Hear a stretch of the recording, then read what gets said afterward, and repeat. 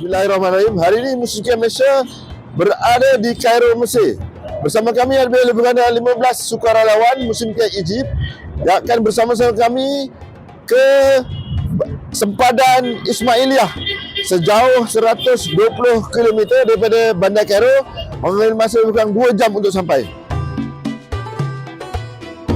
Sekarang kami berada di gudang yang mana di sini telah menghimpunkan pelbagai barangan asas dan segala barangan sumbangan ini akan kami sampaikan kepada mereka sebelum Ramadan, insya-Allah.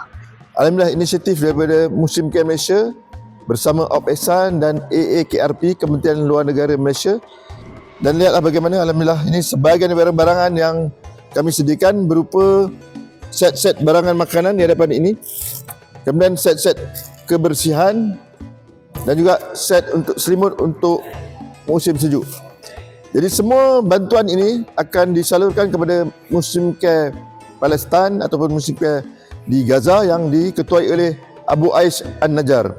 Dan pada hari ini juga bersama kita Saudara Ali yang akan membawa kontena ini daripada sini, daripada Kairo melalui Ismailiyah ke Rafah dan insya-Allah masuk Gaza sebelum 1 Ramadan 1447 Hijrah ini. Pada hari ini saya dan sahabat-sahabat semua berada di Ismailiyah di bumi Mesir. Kita kena ingat, kalau bukan kita siapa untuk membantu adik-beradik kita yang berada di Gaza, yang berada dalam kesempitan yang amat kritikal setelah dizalimi oleh musuh Allah dan musuh kita Zionis laknatullah. Dan kalau bukan sekarang untuk kita menolong, bilakah masanya untuk kita menolong? InsyaAllah dua persoalan ini saya ajukan kepada sekalian dan semua agar kita semua bangkit membantu dan menolong adik-beradik kita yang berada di Gaza. InsyaAllah semoga usaha kita diberkati dan diterima oleh Allah Subhanahu Wa Taala. Amin ya rabbal alamin.